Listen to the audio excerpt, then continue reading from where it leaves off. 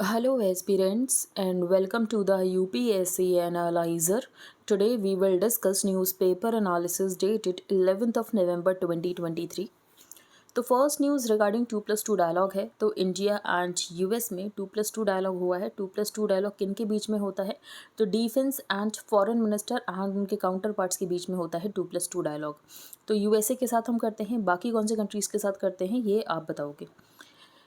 तो India US का Gaza के ऊपर यही कहना है कि ह्यूमैनिटेरियन पॉजेज़ होने चाहिए, जो कि इसराइल ने कहा भी है कि डेली यहाँ पर 4 आवर्स के ह्यूमैनिटेरियन पॉजेज़ होंगे, 2 नए ह्यूमैनिटेरियन कॉरिडोर भी बनाए जाएंगे। एंड ये जो कन्फ्लिक्ट है इसका स्प्रेड नहीं होना चाहिए और वेस्ट एशिया में, तो इसके बारे में बातचीत की गई है। डिफेंस कोलैबोरेशन को कैसे बढ़ाएं इसके बारे में बातचीत की गई है। जो बांग्लादेश में इलेक्शंस आने वाले हैं और बाकी यहाँ पर चाइना किस तरीके से बिहेव कर रहा है और इसके बारे में भी डिस्कशन किया गया है। तो as external affairs minister S Jaishankar and defence minister Rajnath Singh hosted visiting US secretary of state Antony Blinken and defence secretary Austin for the Indo US 2+2 ministerial dialogue. तो दोनों साइड्स ने डिस्कस किया कि जो चाइना का बिहेवियर है इस रीजन में, साउथ चाइना सी की बात करें, contentious row between India and Canada, तो हमने डिस्कस किया था एक हरदीप सिंह निज्जर जो कि खालिस्तानी सेपरेटिस्ट था, उसकी डेथ हो जाती है। उसके बाद जो कनाडा है वो ये कहता है कि इंडियन गवर्नमेंट इन्वॉल्व है इसकी किलिंग में, तो वो इशू थोड़ा बड़ा हो गया था, उसके बारे में भी डिस्कशन हुआ। एंड बांग्लादेश के बारे में डिस्कशन हुआ। India signed of on the joint statement expressing कि ह्यूमैनिटेरियन पॉजेज होने चाहिए, जो कि गाज़ा वॉर चल रहा है वहाँ पर ह्यूमैनिटेरियन पॉजेज होने चाहिए एंड ये जो कन्फ्लिक्ट है ये मिडिल ईस्ट तक ना पहुँचे। अंडरलाइनिंग दैट दोनों कंट्रीज इसराइल के साथ खड़े हैं अगेंस्ट टेररिज्म, क्योंकि हमास ने जो किया था इसराइल के साथ ये भी तो एक टेररिस्ट एक्ट ही है। There were also conversations on bilateral defense cooperation. Space is the next area of collaboration. Semiconductors next growth area की बात की गई between India and US. India ने सेमीकंडक्टर के लिए एक सेमीकंडक्टर मिशन भी लॉन्च किया था। अगर आपको सेमीकंडक्टर मिशन के बारे में कुछ पॉइंट्स पता है then please tell me in the comment section. We are bolstering the partnership in international peace, security and specifically rules based order को प्रमोट करना है, प्रिंसिपल्स ऑफ सॉवरेनिटी को अपहोल्ड करना है, टेरिटोरियल इंटेग्रिटी को यहाँ पर अपहोल्ड करना है एंड जो भी कंट्रीज़ की इंडिपेंडेंस है उसको अपहोल्ड करना है। फिर क्वाड की बात की है, दोनों ही कंट्रीज़ प्रमोट करना चाहते हैं free open prosperous Indo Pacific.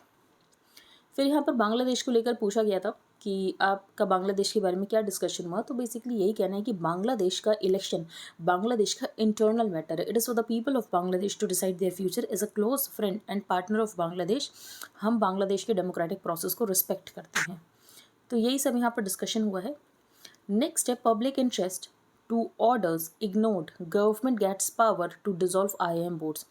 तो आईएएम बोर्ड्स को लेकर यहाँ पर जो गवर्नमेंट है इसको ज़्यादा पावर मिल जाती है एंड जो गवर्नमेंट है ये डिसॉल्व भी कर सकता है आईएएम के बोर्ड को, अगर यहाँ पर कोई भी 3 कंडीशन है। पहला ये कि गवर्नमेंट के ऑर्डर्स को परसिस्टेंटली तरीके से डिसोबे किया जा रहा है, या तो पब्लिक इंटरेस्ट में गवर्नमेंट को ऐसा लगता है कि डिसॉल्व करने की ज़रूरत है आईएएम बोर्ड को, तो गवर्नमेंट यहाँ पर कर देगा, या तो गवर्नमेंट को ये लगता है कि जो बोर्ड है ये अपनी ड्यूटीज़ को सही से परफॉर्म नहीं कर रहा है। तो ये 3 रीजंस है। अगर ये 3 रीजंस होंगे तो जो गवर्नमेंट ऑफ इंडिया है ये इसके पास पावर है कि डिसॉल्व कर सकता है बोर्ड ऑफ एनी आईएएम। अब इसकी वजह से क्या हो रहा है, किसी भी इंस्टीट्यूट की ऑटोनॉमी खत्म हो रही है और गवर्नमेंट के पास यहाँ पर ज़्यादा कंट्रोल आ रहा है over the educational institutions. The board of governor highest decision making होती है, बॉडी होती है आईएएम में, and the government acts through the visitor of the IAM जो कि प्रेसिडेंट ऑफ इंडिया होते हैं। तो यही कहा गया है कि किस तरीके से ऑटोनॉमी यहाँ पर एजुकेशनल इंस्टीट्यूशंस की खत्म होगी अगर गवर्नमेंट इस तरीके से एक्ट करेगी। यूपीएससी एनालाइजर मेंटरशिप प्रोग्राम, जो कि यूपीएससी एनालाइजर आईएएस का इनिशिएटिव है, इसमें आपको करंट अफेयर्स मिलेंगे जो कि कवर किए जाएंगे from prelims and mains perspective, and ये 1.5 ईयर्स के कवर किए जाएंगे फ्रॉम जनवरी 2023 टू मार्च 2024।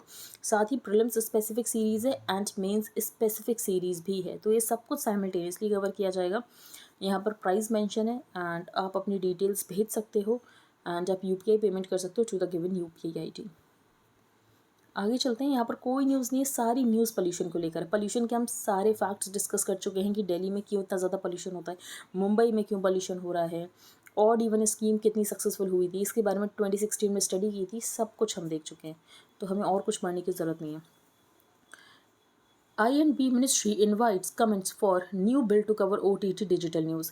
तो बेसिकली जो यहाँ पर इंफॉर्मेशन एंड ब्रॉडकास्टिंग मिनिस्ट्री है ये एक नया बिल लेकर आ रही है जो कि यहाँ पर OTT को कवर करेगा एंड इसके अलावा डिजिटल न्यूज़ को कवर करेगा। तो ये जो बिल है ये रिप्लेस करेगा cable television networks act of 1995, क्योंकि अगर हम देखें तो बहुत सारे चेंजेस हो चुके हैं ब्रॉडकास्टिंग नेटवर्क में। फॉर एग्जांपल DTH आ चुका है, OTT प्लेटफॉर्म्स आ चुके हैं, बहुत सारे इंटीग्रेटेड मॉडल्स आ चुके हैं, और जिसकी वजह से यहाँ पर नया बिल लेकर आया जा रहा है। नेक्स्ट हम आगे चलते हैं, 5 स्टेट्स में इलेक्शन है उसके बारे में न्यूज़ है। Government can't doubt Punjab session validity must decide on bills. तो पंजाब के गवर्नर बिल्स के ऊपर असेंट नहीं दे रहे थे, तो पंजाब गवर्नमेंट सुप्रीम कोर्ट जाती है। तो सुप्रीम कोर्ट बेसिकली यहाँ पर गवर्नर को यही कहता है कि गवर्नर के पास ये कोई पावर नहीं कि गवर्नर ये कह दे कि ये जो सेशंस हुए थे ये इनवैलिड थे, तो इसमें जो बिल्स पास हुए हैं उसको हम असेंट नहीं देंगे। ऐसा गवर्नर नहीं कर सकता है, गवर्नर को बिल्स के ऊपर असेंट देनी ही पड़ेगी। The Supreme Court Friday said any attempt to cast doubt on a session of the legislature is fraught with great peril to democracy, as it rejected Punjab governor Banwari Lal Purohit contention कि जो state विधानसभा के 2 दिन यहाँ पर session हुए हैं invalid नहीं है, कॉन्स्टिट्यूशनली वैलिड है ही नहीं।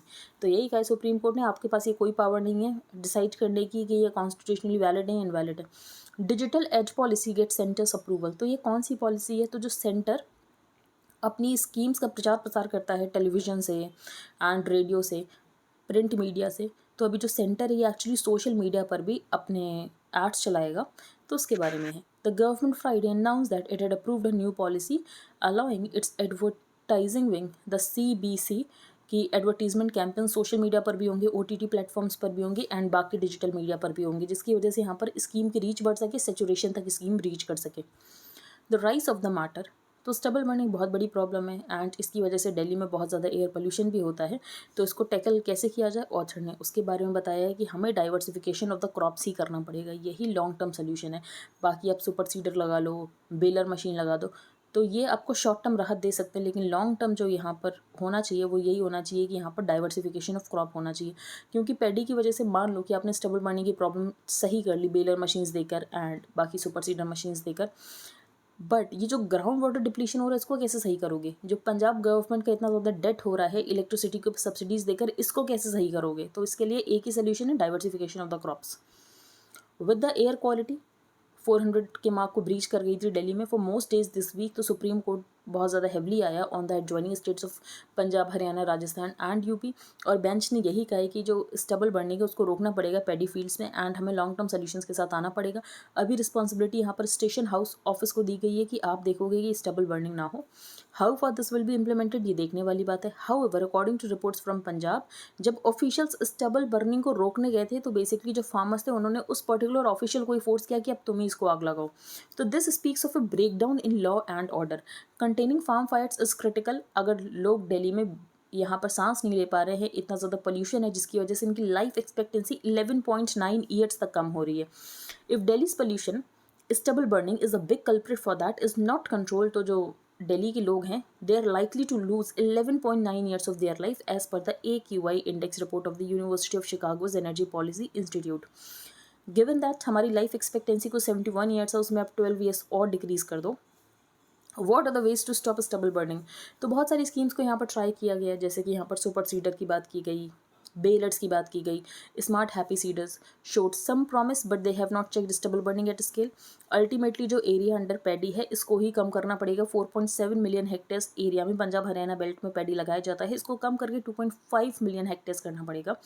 सुप्रीम कोर्ट ने ये बात भी कही है कि किस तरीके से वाटर टेबल यहाँ पर डिप्लीट हो रहा है। फॉर एग्जाम्पल यहाँ पर संगरूर डिस्ट्रिक्ट की बात की गई पंजाब की, जो कि कॉन्स्टिट्यूंसी है present chief minister of Punjab की, तो वहाँ पर वाटर टेबल 25 मीटर तक कम हो चुका है लास्ट 20 सालों में। तो quantum of green house gas emissions जो कि पैडी से होता है इसको भी काउंट नहीं किया जाता, तो बहुत सारा ग्रीन हाउस गैस एमिशन जो है वो एमिट होता है पैडी फील्ड से। We also estimate that Punjab farmers को कम से कम यहाँ पर 30,000 पर हेक्टेयर की सब्सिडी मिलती है, क्योंकि फ्री पावर प्रोवाइड की जाती है, हाईली सब्सिडाइज यूरिया प्रोवाइड किया जाता है, केमिकल फर्टिलाइजर्स प्रोवाइड किए जाते हैं। तो जब तक इन्हें किसी और क्रॉप के ऊपर इतना फ़ायदा नहीं होता है ये किसी और क्रॉप के ऊपर शिफ्ट होंगे ही नहीं। How do we wean farmers in the Punjab Haryana belt away from paddy? तो पहला ये है सब्सिडी दे दो 25,000 पर हेक्टेयर की, सो दैट ये पैडी से पल्सेस, ऑयल सीड्स, मिलेट्स या मेज के ऊपर शिफ्ट हो। क्रॉप न्यूट्रल इंसेंटिव दो, ये नहीं कि पैडी और वीट को यहाँ पर ज़्यादा इंसेंटिव दिया जा रहा है एंड बाकी क्रॉप्स को उतना ज़्यादा इंसेंटिव नहीं दिया जा रहा है। अगर आप ऐसा करोगे तो फार्मर्स कभी भी पैडी से किसी और क्रॉप के ऊपर शिफ्ट होंगे ही नहीं। प्राइवेट सेक्टर को इंसेंटिवाइज करो कि ये इथेनॉल प्लांट्स लगाएं बेस्ड ऑन मेज़। तो यहाँ पर मेज़ की प्रोडक्शन होगी, देन उसके बाद ब्लेंडिंग होगी, इथेनॉल ब्लेंडिंग, और जो कि फॉसिल फ्यूल से हमारी जो कॉस्ट है वो भी कम करने के लिए मदद करेगा। 3. State agencies should reduce pedi procurement from those farmers जो कि स्टबल को जला रहे हैं, and also in those blocks जहाँ पर वाटर टेबल डिप्लीट हो रहा है लगातार। 4. FCI should make it clear कि ये MSP के ऊपर 3% से ज़्यादा बिल्कुल नहीं देने वाले हैं for any mandi fee and commission. Our reliance on rice and wheat in the PDS ये एक्सेसिव है, तो लोगों को आप इस तरीके से कूपन्स दो कि लोगों को इस तरीके से प्रमोट करो कि ये न्यूट्री सीरियल्स होते हैं, मिलेट्स, तो आपको मिलेट्स के ऊपर शिफ्ट करना चाहिए, एंड आपकी जो हिडन हंगर की प्रॉब्लम है माइक्रो न्यूट्रिएंट्स की ये भी कम होगी, तो इस तरीके से प्रमोट करने की ज़रूरत है। नेक्स्ट यहाँ पर डीप फेक की बात की गई है, एंड डीप फेक से विमेन को कितनी वल्नरेबिलिटी है उसके बारे में बात की गई है। तो यहाँ पर एक deep fake video of actor Rashmika Mandanna went viral, जिसकी वजह से डीप फेक बहुत ज़्यादा न्यूज़ में रह रहा है। तो कोई ब्रिटिश इंडियन इन्फ्लुएंसर, उनकी जो यहाँ पर वीडियो थी उसको मॉर्फ कर दिया गया था एंड डीप फेक बना दिया गया था। तो डिजिटल प्लेटफॉर्म्स प्रोलिफरेट हो रहे हैं, बहुत सारे हमारे पास सोशल मीडिया प्लेटफॉर्म्स हैं। डीप फेक्स का डिसेमिनेशन हो रहा है अनप्रेसिडेंटेड स्पीड एंड फिनेस से। At least to no cost to the creators has already increased कि विमेन का किस तरीके से ऑब्जेक्टिफिकेशन किया जा रहा है। Women's exercise of bodily autonomy invites disproportionate stigma in India. For example, women को over objectify किया जाता है, तो जो offline objectification था ना, अब ये online objectification में भी बदलता जा रहा है। तो women are disproportionately bodied, that is over identified with their physical characteristics as compared to men in the offline world, जिसकी वजह से women का social subordination हो रहा है। और इस तरीके के केसेस आएंगे तो women क्या करेंगी, women social media को यूज़ करना बंद कर देंगी। अब सोशल मीडिया एक जरिया होता है खुद को एक्सप्रेस करने का, तो आपका जो राइट कि आप एक्सप्रेस कर सको, ये सब वर्ड हो रहा है। However, allowing attention grabbing deepfakes that profit from the male gaze generates higher advertisement revenues for platforms, क्योंकि engagement बढ़ती है। Apart from causing economic, physical and psychological harm to victims, ये right to free speech को भी स्टफल करता है, क्योंकि आप right to free speech exercise करते हो अपना कंटेंट प्रोड्यूस करके। According to research by IT for change in India, 1/3 of the women जो कि सर्वे की गई, इन्होंने रिपोर्ट किया कि इन्होंने हैरेसमेंट फेस किया है, अब्यूज़ फेस किया है एंड अनवांटेड बिहेवियर फेस किया है online. The Supreme Court in case Puttaswamy versus Union of India, ये कहा गया था right to privacy is a fundamental right. People do not want to become inaccessible, लेकिन वो ये भी चाहते हैं कि इनकी इन्फॉर्मेशन को इनकी एक्सपेक्टेशंस के अकॉर्डिंग ट्रीट किया जाए। जिस को लेकर इन्होंने कंसेंट दी है सिर्फ वही इन्फॉर्मेशन को लिया जाए, बाकी इनकी प्राइवेसी को इंश्योर किया जाए। ठीक है, आगे चलते हैं। Lohias lessons for Nitish discuss नहीं करेंगे, थोड़ा पॉलिटिकल आर्टिकल है। Wall street, China and India, तो आपको देखकर बिल्कुल लगेगा इंपॉर्टेंट आर्टिकल है, लेकिन इसमें कुछ नहीं है। इसमें ये बताया गया है कि इन्वेस्टर्स कॉन्फ्रेंस हुई थी हांगकांग में, लेकिन फिर ऑथर का ये कहना है कि तब भी केस ये है कि लोग इंडिया में इन्वेस्ट करें over China. The promise of a new life, तो कोझिकोडे को सिटी ऑफ लिटरेचर का टैग मिला था, ग्वालियर को भी हमने डिस्कस किया था, इसको भी एक टैग मिला था। तो यही बस न्यूज़ है United Nations creative cities network. बाकी यहाँ पर क्यों कोझिकोडे, ऑथर ने वहाँ पर क्या अपनी ज़िंदगी के पल निकाले, इंपॉर्टेंट नहीं आपके लिए। In defence tech push, Rajnath Austin discuss की जॉइंट प्रोडक्शन एंड रिसर्च करेंगे। डिफेंस में तो बेसिकली डिफेंस में कोलैबोरेशन करेंगे। बाकी इंडस एक्स की प्रोग्रेस को देखा गया। इंडस एक्स क्या है, इनिशिएटिव जो कि बात करता है कि स्ट्रैटेजिक टेक्नोलॉजी को एक्सपेंड करना है एंड डिफेंस इंडस्ट्रियल कोऑपरेशन करना है। बाकी दोनों साइड्स जो हैं ये फाइनलाइज करना चाहते हैं सिक्योरिटी ऑफ सप्लाई अरेंजमेंट, जो कि बात करते हैं कैसे डिफेंस इंडस्ट्रियल इकोसिस्टम्स को इंटीग्रेट करेंगे। तो आप सोसा, इंडस एक्स ये सब लिख सकते हो जब आप इंडिया यूएस टाइज के बारे में लिख रहे हो। आगे चलते हैं। महाराष्ट्र में कैसे यहाँ पर नारकोटिक्स काम करता है, कैसे सिबलिंग्स ने 3 बिजनेस बना रखे हैं, बिल्कुल इंपॉर्टेंट है आपके लिए। Seeding clouds to clean the air, तो वैसे तो दिल्ली में जो बारिश हुई ये नेचुरल हुई, कोई यहाँ पर आर्टिफिशियल सीडिंग नहीं की गई थी एंड कोई यहाँ पर आर्टिफिशियल रेन नहीं हुई। लेकिन आर्टिफिशियल रेन किस तरीके से करा सकते हैं, using silver iodide, that is AgI। Earlier this week Delhi government ने अनाउंस किया था कि ये सोच रहे हैं कि क्लाउड सीडिंग या आर्टिफिशियल रेन करा लें, सो दैट ये जो पॉल्यूटेंट्स हैं डिस्पर्स हो जाएं, वॉश अवे हो जाएं। Attempts have been made to create rain in India earlier too, लेकिन ड्रॉट से निपटने के लिए, प्री मानसून रेन कराने के लिए, मानसून में बारिश नहीं हो रही तो वहाँ पर रेन कराने के लिए, लेकिन कभी भी एयर पोल्यूशन को मिटिगेट करने के लिए आर्टिफिशियल रेन नहीं हुई है। तो अगर इस बार होता तो पहली बार होता। व्हाट इज क्लाउड सीडिंग, तो क्लाउड क्या होता है, वाटर वेपर कंडेंस हो जाती है स्मॉल पार्टिकल्स के अराउंड और ड्रॉपलेट्स बन जाते हैं। ये ड्रॉपलेट्स को लाइट करते हैं, ग्रो करते हैं, जब ये हैवी हो जाते हैं तो बारिश की फॉर्म में नीचे आ जाते हैं। तो cloud seeding is the process जहाँ पर क्लाउड को इंजेक्ट किया जाता है सॉल्ट्स, जैसे कि सिल्वर आयोडाइड या पोटाशियम आयोडाइड, जो कि सीड होता है। एंड ये जो सॉल्ट्स होते हैं ये एडिशनल न्यूक्लियाई प्रोवाइड करते हैं जिसके अराउंड क्लाउड ड्रॉपलेट्स फॉर्म होती हैं। The seed can be disposed either using aircraft या तो जनरेटर्स ऑन द ग्राउंड। लेकिन इसके लिए कुछ कंडीशंस है कि बादल होने चाहिए। अगर क्लियर स्काई है तो आप यहाँ पर क्लाउड सीडिंग नहीं करा सकते हो। तो cloud seeding can only happen अगर सफिशिएंट नंबर ऑफ क्लाउड्स है and there is a particular depth to these clouds inside. Adequate number of cloud droplets भी होने चाहिए। अगर ये सब नहीं है तो बारिश नहीं होगी। नेक्स्ट यहाँ पर वेस्ट अंटार्कटिका की मेल्टिंग हो रही है। तो rapid melting of west Antarctica's ice sheet, क्योंकि वार्म वाटर्स हैं जिसकी वजह से यहाँ पर सी लेवल राइज होगा। एंड अब हम कुछ भी कर लें, वेस्ट अंटार्कटिका का जो आइस शीट मेल्ट हो रही है इसको हम नहीं रोक सकते हैं। अगर ये पूरी तरीके से लॉस्ट हो गया तो ग्लोबल मीन सी लेवल जो है ये 5.3 मीटर से रेस कर जाएगा। जो भी कोस्टल कम्युनिटीज़ हैं ये खतरे में आ जाएंगी। An ice sheet is essentially a mass of glacial ice जो कि कवर करता है more than 50,000 square kilometres of land. तो मेनली यहाँ पर दो आइस शीट है, एक तो ग्रीनलैंड वाली एंड एक यहाँ पर अंटार्कटिक वाली। Baler a machine for off site management of farm stubble. तो बेलर मशीन्स की हम बहुत टाइम से बात करें। बेलर क्या करता है? Baler machines have been around for a decade. Of these 1268 are highly subsidised, जो कि सेंटर प्रोवाइड करता है। अपॉन हार्वेस्टिंग जो पेडी क्रॉप है वो एक स्टबल छोड़ देती है ग्राउंड पर, तो फार्मर्स को इस स्टबल से गेट रिड होना पड़ता है तभी वो दूसरी क्रॉप को उगा सकते हैं। तो फार्मर्स बर्न द स्टबल और जिसकी वजह से पूरा स्मोक है दिल्ली में जाता है, दिल्ली में पॉल्यूशन होता है। मोर इन्वायरमेंट फ्रेंडली मेथड क्या होंगे कि ये जो स्टबल है इसको वापस से इस स्टबल को सॉइल में डाल दिया जाए यूजिंग मशीन्स। लेकिन इसमें क्या प्रॉब्लम होती है, इसमें यहाँ पर इंसेक्ट्स, पेस्ट ये बढ़ जाते हैं और इंसेक्ट अटैक्स बढ़ जाएंगे तो यहाँ पर हमें टॉक्सिक इंसेक्टिसाइड्स का यूज़ करना पड़ेगा। इसीलिए सोल्यूशन यहाँ पर बेलर मशीन बहुत अच्छा है। तो for many XC2 management is preferable जहाँ पर बेलर मशीन्स आती हैं। तो बेलर्स क्या करती हैं, ये जो एग्रीकल्चरल रेसिड्यू होता है इसको मैनेजेबल बना देती हैं, इसको बेल्स में कन्वर्ट कर देती हैं। Before using a baler machine जो फार्मर है वो क्रॉप रेसिड्यू को कट करता है with a tractor mounted cutter and उसके बाद इसके बेल्स बना दिए जाते हैं। इन बेल्स को बेचा भी जा सकता है। These bales are transported to factories या टू डंपिंग साइट्स को। स्पोर्ट पेज हम डिस्कस नहीं करेंगे। वर्ल्ड पेज पर वही गाज़ा में अटैक हो रहा है, सेम न्यूज़ चल रही है। यहाँ पर एक लोकेशन दी हुई है थॉमस शोल, कहाँ पर है? साउथ चाइना सी में। तो साउथ चाइना सी की लोकेशन देख लेना, स्प्राटले है, पैरासेल है, स्कारबोरो शोल है। पाकिस्तान जो है अपने पासपोर्ट्स को प्रिंट नहीं कर पा रहा क्योंकि इनके पास लेमिनेशन पेपर नहीं है। ठीक है, ये फ्रांस से इंपोर्ट करते थे, अभी नहीं इंपोर्ट हो पा रहा है। तो आई होप आपको सब कुछ क्लियर हो गया हो। अगर आपको इंडियन एक्सप्रेस का PDF चाहिए एंड स्टैटिक पोर्शन चाहिए तो ये भी आप बाई कर सकते हो। उसका जो भी डिटेल्स आपको मिल जाएगी comment section and description box में।